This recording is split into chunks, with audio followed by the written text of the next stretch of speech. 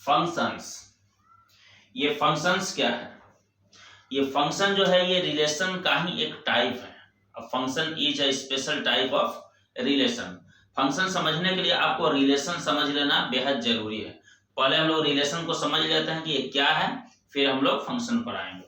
तो रिलेशन को हमने यहाँ पर डिफाइन किया है, a relation R from a non empty set A to a non empty set B is a subset of A cross B.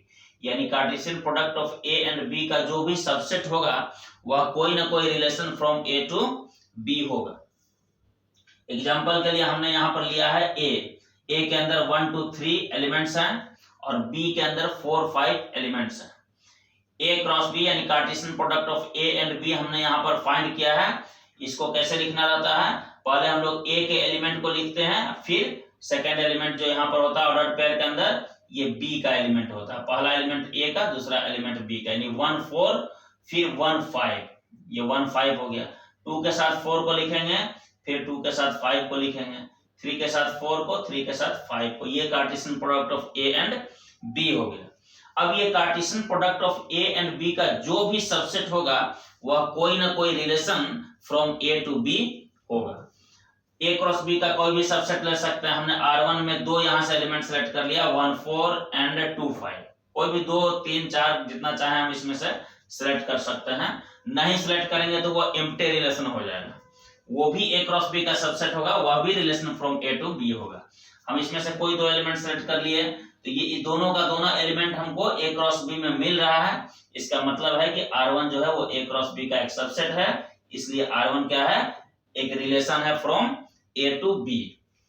दूसरा R2 लेते हैं तो ये R2 जो है इसका भी एलिमेंट हम देखते हैं तो 1 5 है, यहाँ 1 5 मिल रहा है हमको, 2 4 है, यहाँ 2 4 मिल जा रहा है, 3 4 है, 3 4 हमको इसमें मिल जा रहा है, 3 5 है, 3 5 भी मिल जा रहा है। यानी R2 का सारा एलिमेंट ए क्रॉस बी में है, मींस कि R2 जो है वो ए क्रॉस बी का एक सबसेट है, इसलिए R2 एक रिलेशन है फ्रॉम ए टू बी। तो ये हुआ रिलेशन। अगर हम ये R1 को एरो डायग्राम में यहाँ पर लिखना चाहें तो इस तरह से लिख सकते हैं। ये 1 4 और 2 5 है। 1 जो है 4 से रिलेटेड है, 2 जो है वो 5 से रिलेटेड है। तो 1 4 से रिलेटेड है तो 1 को हम लोग 4 के साथ रिलेटेड कर दिया एरो लगाकर इस तरह से। 2 5 से है तो 2 और यहाँ एरो लगा दिए 5 के साथ। ए का एलिमेंट ये 1 2 3 है, ए का एलिमेंट, अब बी का एलिमेंट 4 5 हमने लिखा है। जो एलिमेंट जिससे रिलेटेड है वहां पर हमने इस तरह से एरो लगा दिया है। अब 1 यहां पर हम लोग कह सकते हैं कि 1 का इमेज है 4। 4 जो है यह 1 का इमेज है और 1 जो है वो 4 का क्या है? प्री इमेज है। 5 जो है वो 2 का इमेज है और 2 जो है वो 5 का क्या है? प्री इमेज है। ये 4 जो है ये इमेज है, इमेज ऑफ 1। 1 का इमेज है 4 और 5 जो है ये इमेज ऑफ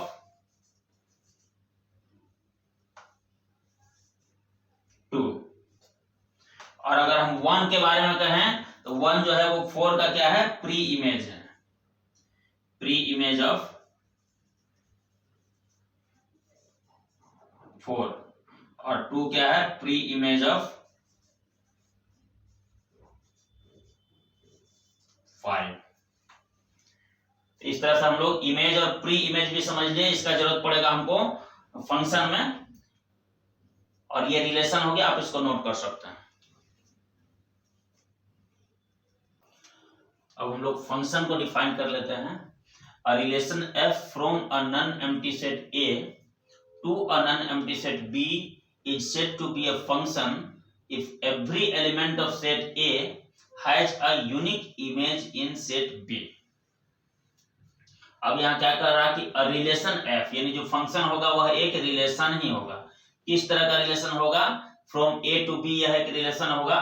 किस तरह का रिलेशन होगा?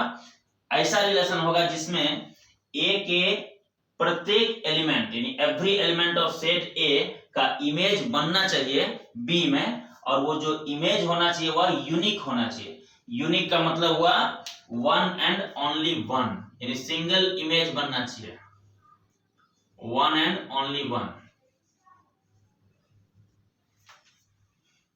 क्या हुआ इसका मतलब? सेट ए का एलिमेंट, जितने भी सेट ए के एलिमेंट्स हैं वो सारे के सारे एलिमेंट्स का इमेज बी में बनना चाहिए, और जो इमेज होगा वह यूनिक होगा, यानी one and only one image बनेगा।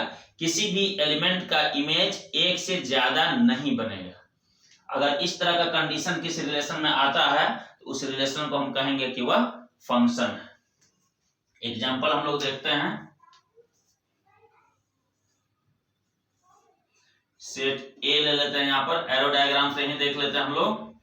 सेट बी लेते हैं दूसरा, कुछ एलिमेंट्स यहां ले लेते हैं 1 2 3 4, यहां ले लेते हैं 5 6 7 8 9।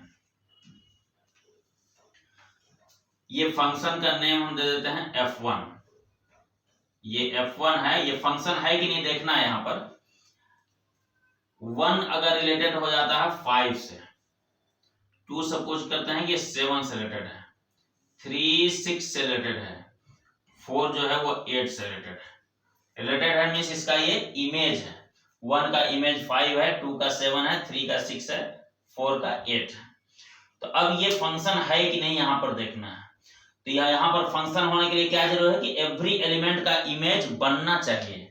तो यहाँ जो भी ए का एलिमेंट है सबका कोई ना कोई इमेज बन रहा है, और जो इमेज बन रहा है वह यूनिक होना चाहिए। Unique means one and only one. तो सबको एक ही इमेज बन रहा है, किसी को भी एक से ज्यादा इमेज नहीं बन रहा है, इसलिए f1 क्या हुआ, एक फंक्शन हुआ। अब फंक्शन, अब हम लोग f2 देखते हैं कि ये फंक्शन है कि नहीं।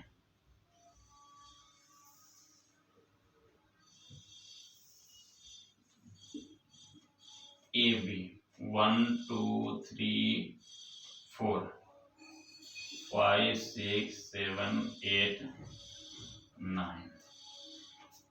1 का इमेज 5, 2 का भी इमेज 5, 3 का इमेज 8, 4 का इमेज 9। अब ये फंक्शन है कि नहीं है, ये भी फंक्शन है। क्यों फंक्शन है, क्योंकि सारे एलिमेंट्स का इमेज बन रहा है, इसमें एक भी एलिमेंट छूट नहीं रहा है, सबका एलिमेंट का इमेज बन रहा है, और जो इमेज बन रहा है वो यूनिक है। यूनिक कैसे है, 1 का अगर हम पूछा जाए कि 1 का कितने इमेज है, 1 के टोटल कितने इमेज है अगर यह पूछा जाए तो 1 के सिर्फ एक इमेज है, one and only one image है। 2 को कितने इमेज है, तो 2 को भी सिर्फ एक इमेज है। 3 को कितना है तो 1, 4 को कितना है तो 1। 2 एलिमेंट का सेम इमेज बन रहा है उससे कोई दिक्कत नहीं। एक एलिमेंट का इमेज जो है वो एक से ज्यादा नहीं बनना चाहिए। 1 को भी एक इमेज है, 2 को भी एक ही इमेज है, किसी को भी एक से ज्यादा इमेज नहीं है। अगर 5 का हम प्री इमेज पूछें तो एक से ज्यादा है, तो प्री इमेज से हमको मतलब नहीं है, हमको इमेज से मतलब है कि कितने इमेज इधर से बन रहे हैं। तो सबको एक एक इमेज बन रहा है, किसी का भी इमेज एक से ज्यादा नहीं है, इसलिए यह भी एक फंक्शन है। इसका नेम अगर हम f2 दे दें तो ये f2 भी एक फंक्शन है। थर्ड वन लेते हैं हम लोग।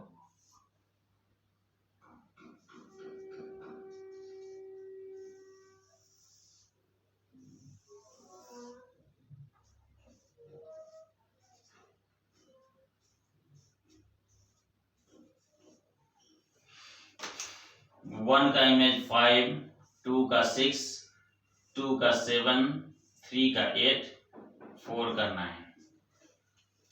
अब हम देख रहे हैं यहाँ पर कि एवरी एलिमेंट का इमेज तो बन रहा है, लेकिन इमेज, सारे एलिमेंट्स का इमेज जो है वो यूनिक नहीं है।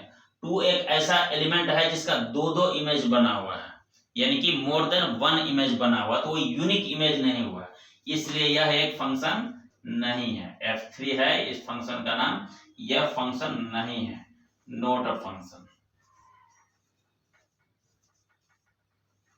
एक भी जगह रूल फेल कर जाएगा तो वो फेल हो जाएगा। सारे एलिमेंट का 1 का 3 का 5 का सबका यूनिक है, लेकिन एक एलिमेंट का सिर्फ यूनिक इमेज नहीं हुआ तो वो फंक्शन नहीं होगा। फोर्थ नंबर में हम आते हैं।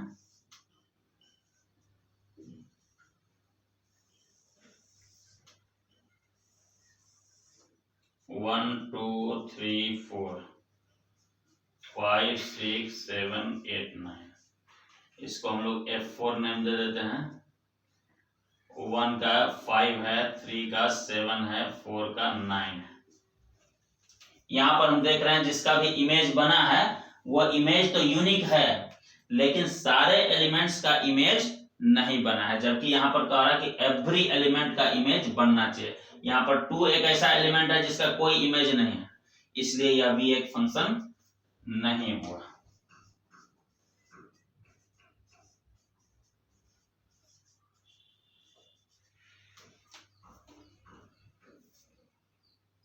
और भी हम एग्जांपल्स देखेंगे, इसको आप नोट कर लें। नेक्स्ट एग्जांपल है, ये ग्राफ जो है, इस ग्राफ में बताना है कि कौन सा ग्राफ जो है ये फंक्शन का ग्राफ है। यहां पर कौन सा ग्राफ फंक्शन का ग्राफ है ये देखना है। हम लोग डेफिनेशन फंक्शन का जान चुके हैं कि सारे एलिमेंट्स का इमेज होना चाहिए, और जो इमेज होना चाहिए वह 1 एंड ओनली 1 होना चाहिए। तो इसमें हम लोग देखते हैं कि कहां कहां इमेज 1 एंड ओनली 1 बन रहा है, वही हम लोग देखेंगे। क्योंकि यहाँ पर सेट ए का पता नहीं है, फ्रॉम ए टू बी रहता है, तो ए का पता नहीं है तो सारे एलिमेंट का इमेज बन रहा है कि नहीं ये चीज तो यहाँ पर पता नहीं चलेगा। हम लोग मान लेते हैं कि सारे एलिमेंट का इमेज बन रहा है। इमेज यूनिक है कि नहीं वो यहाँ पर हम लोग देखेंगे। तो इमेज यूनिक है कि नहीं है, ये दोनों में इमेज यूनिक होगा, इसमें इमेज यूनिक नहीं होगा, यह एक फंक्शन नहीं है। कैसे नहीं इसको देख लेते हैं, तो फिर इसमें समझने का जरूरत नहीं पड़ेगा, हम लोग खुद से समझ लेंगे। यहां पर अगर एक एलिमेंट हम लेते हैं, ये सपोज करते हैं कि ये 2 है, यहां पर मान लेते हैं ये 1 है, ये 2 है। 2 का अगर हम देखें तो इमेज कहां बन रहा है, यहां पर फंक्शन को ये कट कर रहा है, तो यहां पर एक इमेज इसका यहां बनेगा। हो सकता है कि ये 3 हो, 1 2 3 सपोज कर लेते हैं। फिर आगे हम इसको बढ़ाते हैं लाइन को, तो यहां भी ये फंक्शन को एक बार इंटरसेक्ट कर दे रहा है, यानी यहां भी एक अगर पॉइंट हमारा 5 मिल जा रहा है यहाँ पर, तो ये 2 का इमेज 3 भी है और 2 का इमेज 5 भी है। यानी 2 एक ऐसा एलिमेंट है जिसका दो इमेज यहाँ पर बन रहा है, इसलिए यह ग्राफ जो है ये फंक्शन का ग्राफ नहीं हो सकता है, not a function.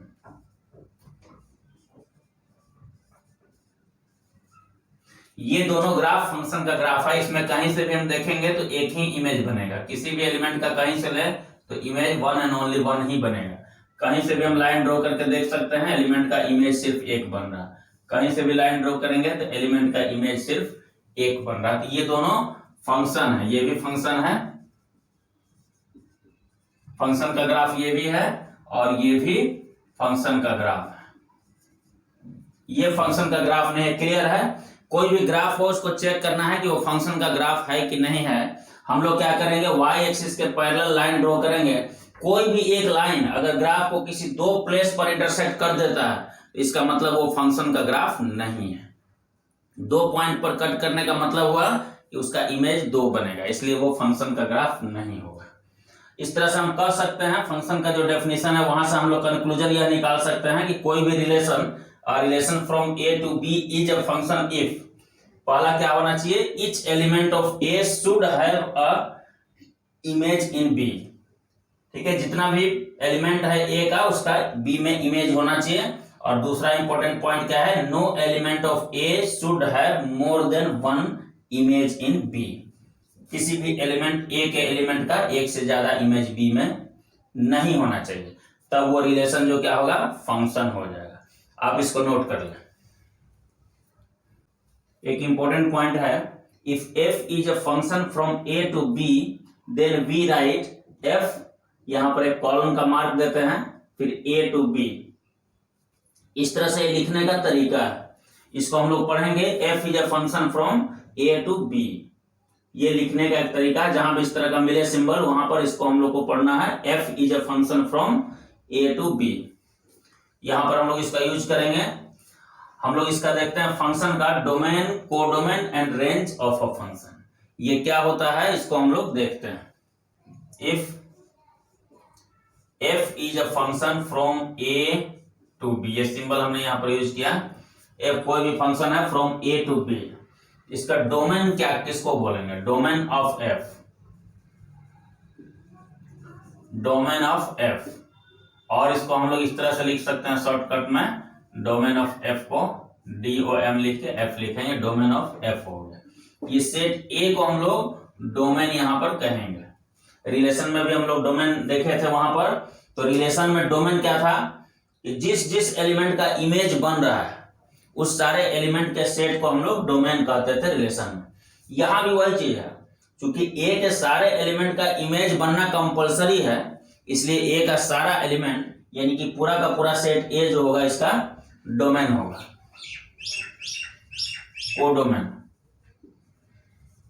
Codomain of F. इसको शॉर्ट में इस तरह से लिख सकते हैं, कोडोमेन ऑफ एफ। ये पूरा का पूरा सेट बी जो होगा ये कोडोमेन हो जाएगा। रेंज ऑफ एफ यानी रेंज एफ, इस तरह से रेंज ऑफ एफ लिखेंगे। ये क्या रेंज क्या है, इमेज जो बनेगा ना वो इमेज जो है वही सब एलिमेंट को कलेक्ट करेंगे तो वो हो जाएगा रेंज।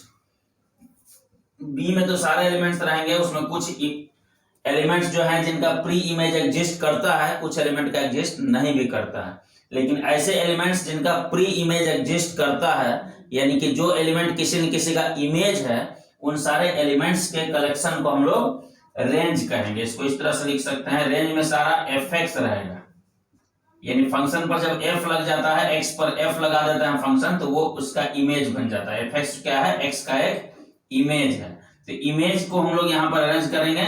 ये एक्स कहां का एलिमेंट होगा, एक्स बिलोंग्स टू ए, और एफ एक्स कहां जाएगा तो बी में। ए में एक्स है तो एक्स का इमेज जो बनेगा बी में वो एफ एक्स बनेगा, तो इमेजेस का कलेक्शन यहां पर करेंगे, तो यही हो गया range.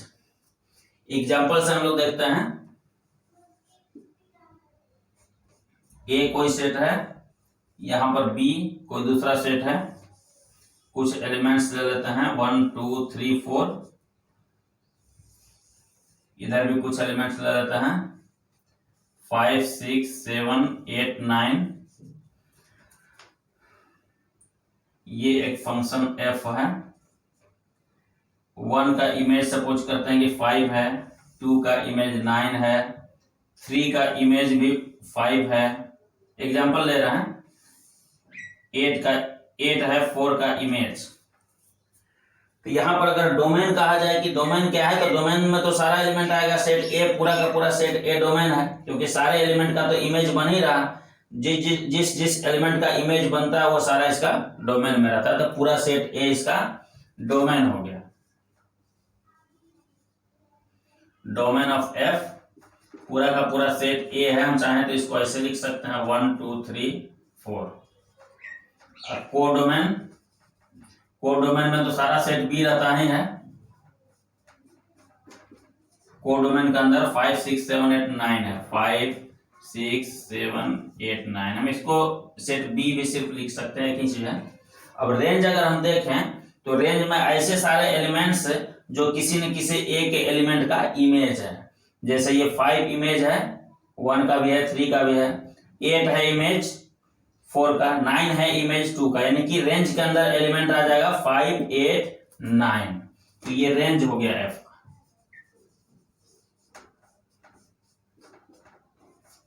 5 8 9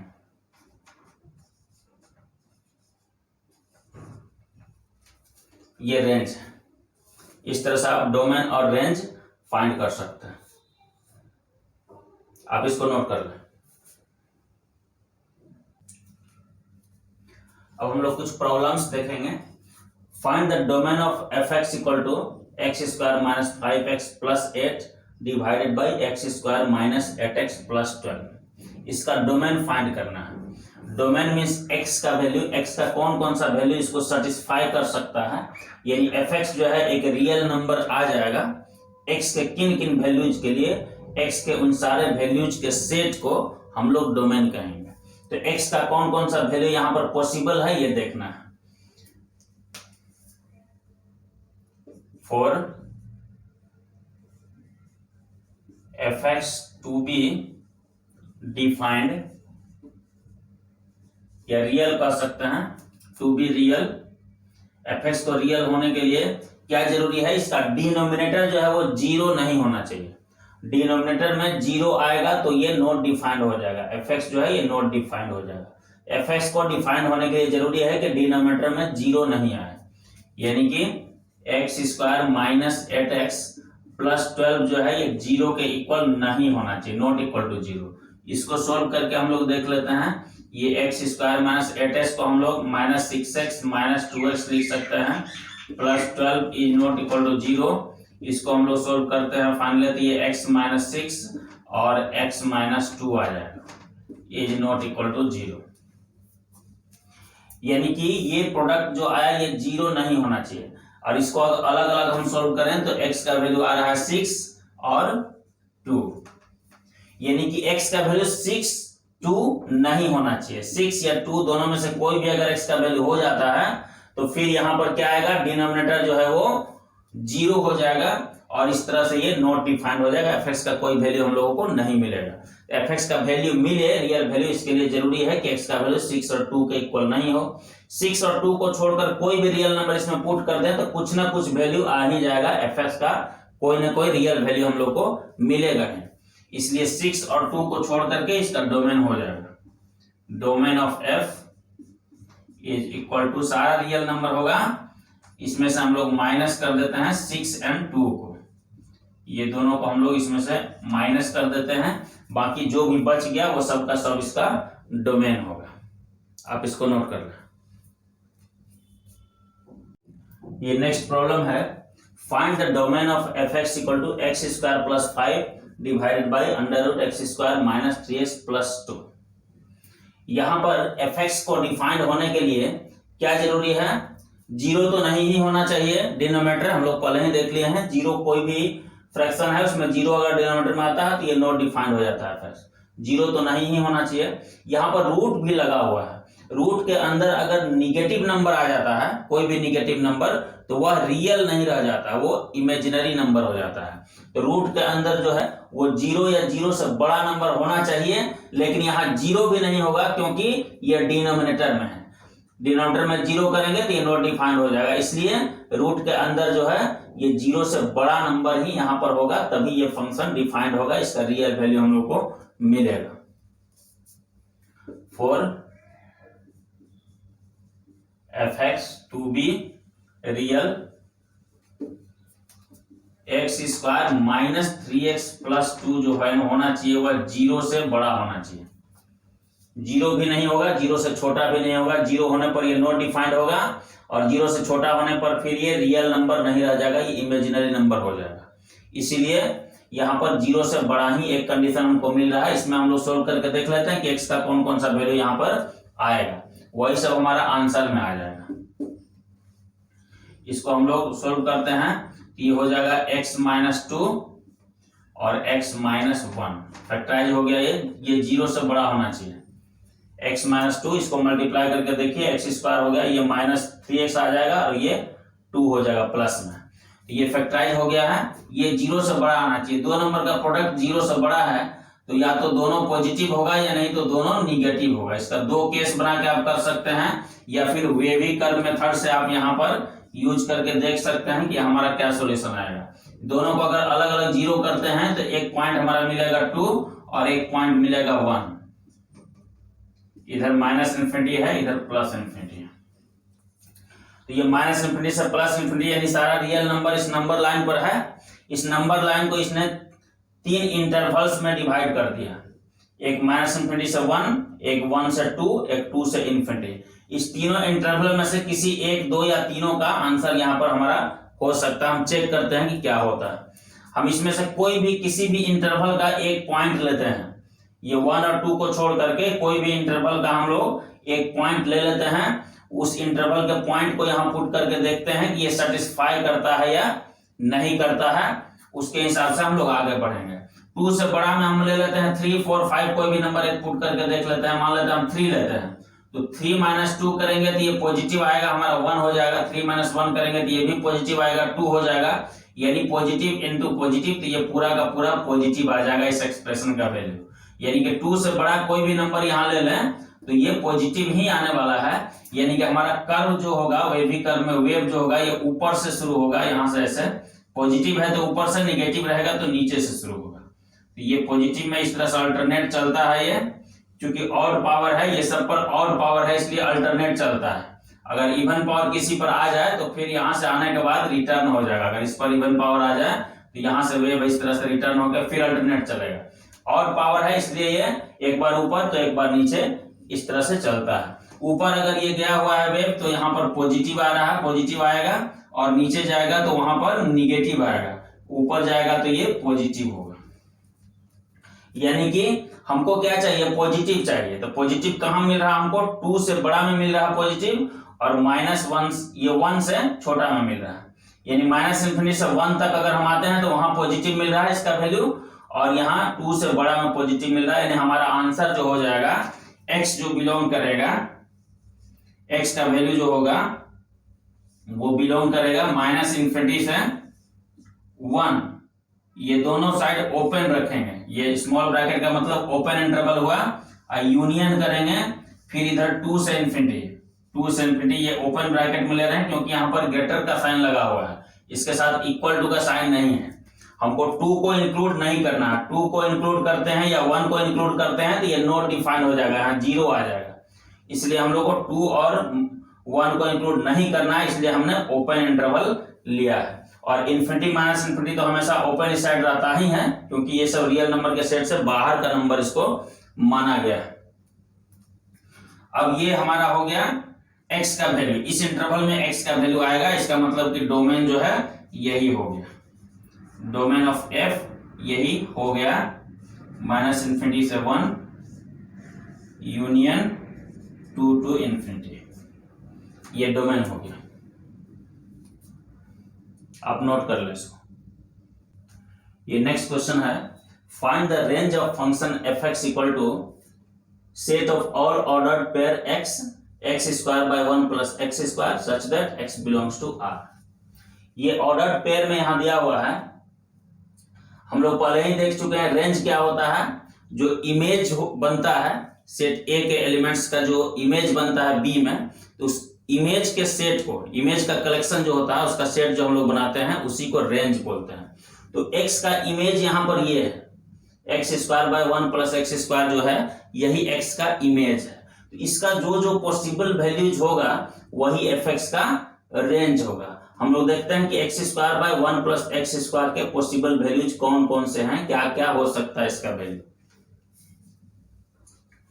solution, since x² is less than 1 plus x² and greater than 0, x² का वैल्यू 0 से बड़ा है, 0 के इक्वल भी हो सकता है, लेकिन 1 plus x² से ये हमेशा छोटा होगा। x² में 1 ऐड हो गया तो ये हमेशा बड़ा रहेगा। अब यहां पर अगर हम 1 plus x² से डिवाइड कर दें, चूंकि यह पॉजिटिव नंबर है, 0 से बड़ा है तो ये सब पॉजिटिव है, 1 plus x² 0 से बड़ा है, हम 1 plus x² से डिवाइड हम लोग कर सकते हैं। 0 by 1 plus x² करेंगे तो ये 0 ही रह जाएगा। यहाँ x² को अगर हम 1 plus x² से डिवाइड करेंगे तो ये आ जाएगा, और ये 1 plus x² को अगर हम 1 plus x² से डिवाइड करेंगे तो ये 1 आ जाएगा। हमने तीनों साइड को 1 plus x² से डिवाइड किया, क्योंकि 1 plus x² एक पॉजिटिव नंबर है तो उससे हम लोग डिवाइड कर सकते हैं, इनइक्वालिटी पर कोई इफेक्ट उससे नहीं पड़ेगा। अब ये जो वैल्यू दिख रहा है यहाँ पर, यह क्या है, fx है। यह एक्सप्रेशन जो है fx के इक्वल है, यानी कि 0 इज लेस देन और equal to fx is less than 1। x का इमेज जो होता है उसी को हम लोग fx बोलते हैं, ये fx है यहाँ पर। तो fx जो है यहाँ पर लिख सकते हैं, इसके बदले में हम लोग या इस एक्सप्रेशन को भी रहने देंगे, कोई दिक्कत नहीं है, fx भी लिख सकते हैं। ये क्लियर हो गया कि जो fx है उसका वैल्यू 0 या 0 से बड़ा होगा और 1 से छोटा होगा, यानी यही इसका रेंज हो गया। fx का जो रेंज हो गया वो 0 से 1 हो गया, जिसमें 0 इंक्लूडेड है बट 1 इज नॉट इंक्लूडेड। यहाँ लिख सकते हैं कि range of f is equal to 0 से 1, 0 to 1। 1 के तरफ हमने ओपन इंटरवल दिया, स्मॉल ब्रैकेट दिया, मींस 1 इंक्लूडेड नहीं है। 0 के तरफ क्लोज ब्रैकेट दिया है, मींस 0 इंक्लूडेड है। ये इसका रेंज हो गया।